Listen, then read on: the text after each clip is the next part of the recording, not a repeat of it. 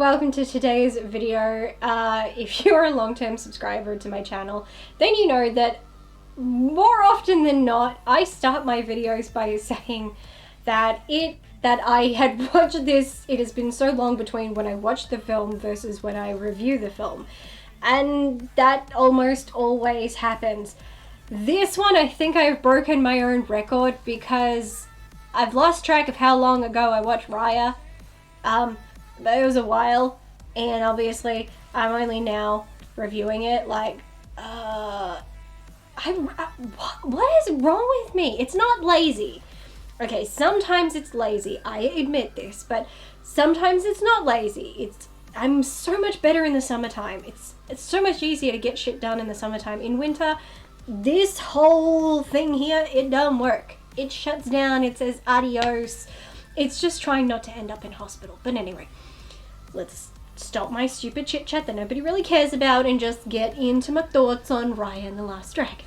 Raya and the Last Dragon is a 2021 American computer animated fantasy action adventure film directed by Don Hall and Carlos Lopez Estrada, with a screenplay by Qui Gwen, from a story by Hall, Estrada, Gwen, Adele Lim, Kiel Murray, John Ripa, and Dean Wellens. In a realm known as Kumandra, a reimagined Earth inhabited by an ancient civilization, a warrior named Raya is determined to find the Last Dragon. If you're a parent and you're wondering if this film is suitable for your young children, the answer is 1000% yes. I had originally planned to take my oldest niece, who was 7, to see this when it came out, but the poor thing got sick and those plans were cancelled, and that was months ago. I wish I could have taken her because I believe she would have loved this film. My niece is very artistic and lately has a thing for drawing dragons, and she's shockingly good. Watching this film, I'm now even more eager to show it to her because I think this would inspire her creativity tenfold, and I think that's amazing.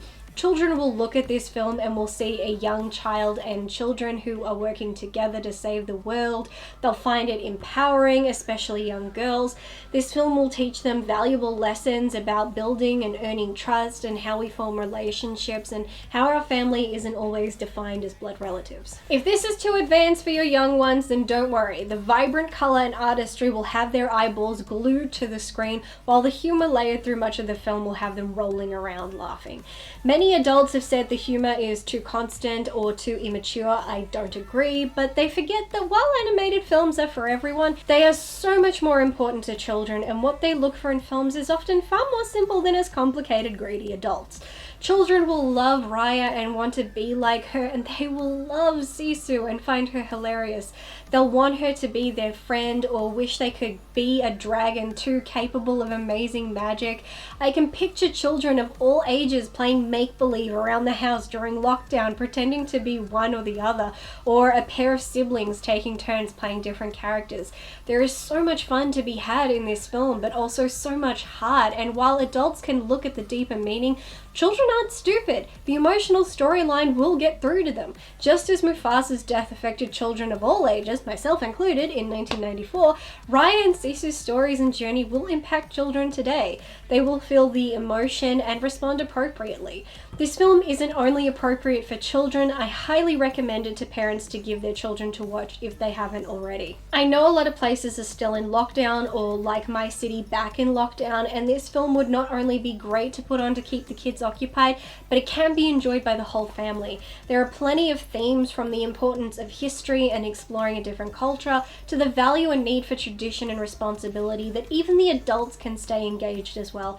It's fun and a little silly while also being serious and emotional and poignant, and if anything, I'd encourage this film to be a family event. While I understand there was much criticism on the film not casting exclusively actors who were Southeast Asian in a film that mostly is depicting that region, I still have to say, if you put Raya and the Last Dragon next to a lot of the other animated films over the years, Raya is coming through strong. While it's clear there's still a bit of way to go, I have to give props to the film for at least not taking the easy way out and just casting a bunch of white people to voice non-white characters. On that front, we're at least making progress. And while here and there were moments that missed the mark, us white folk won't notice this, but those who it impacts will. That being said, as a white person who has zero culture of my own outside of watching movies movies and praying for summer to return, this film reinforced everything I love about exploring other cultures. It made me feel transported and made me appreciate and want to know and learn more about Southeast Asian culture.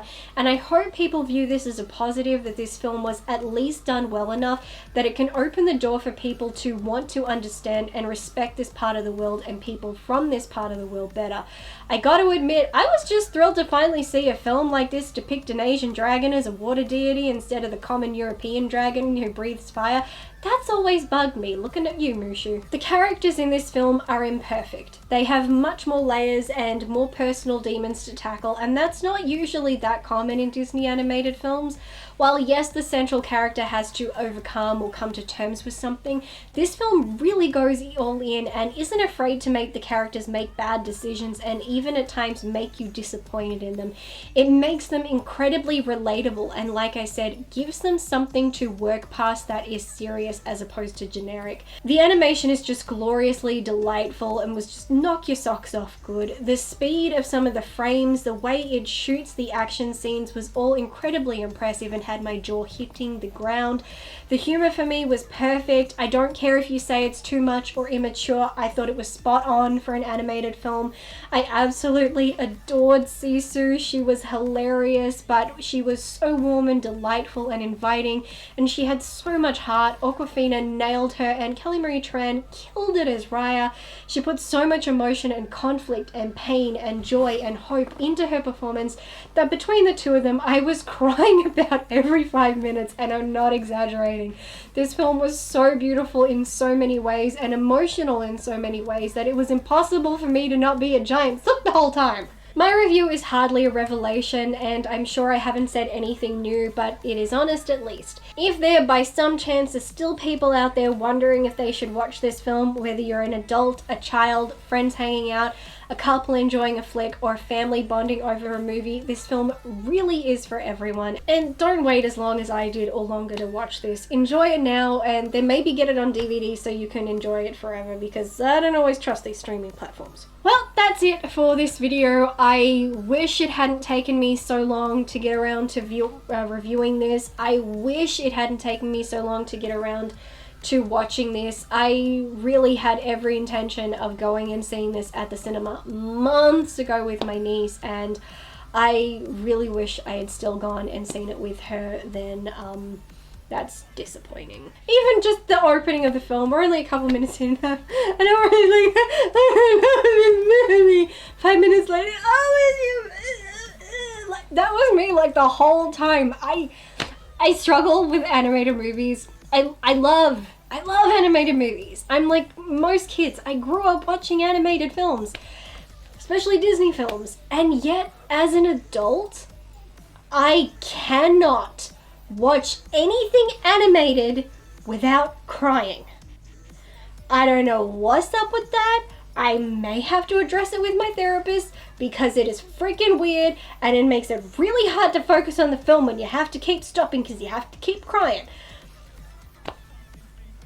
Just saying. Anyway, that's it for this video. Pretty much everybody has seen Raya and the Last Dragon by now, so if you're one of those people, please comment down below and let me know what you think of this film. I would love to hear from you because I know pretty much everybody loved it, but I did actually see a couple people who said it was one of the worst films of the year, and I respect their opinion. They're tripping, but I respect them. So if you're one of those people, let me know and let me know why you didn't like this. But aside that, that's it. I'm outie. Hope everybody stays well, stays safe, stays happy, watches lots and lots of movies, and I hope to see you in my next video. So until then, bye.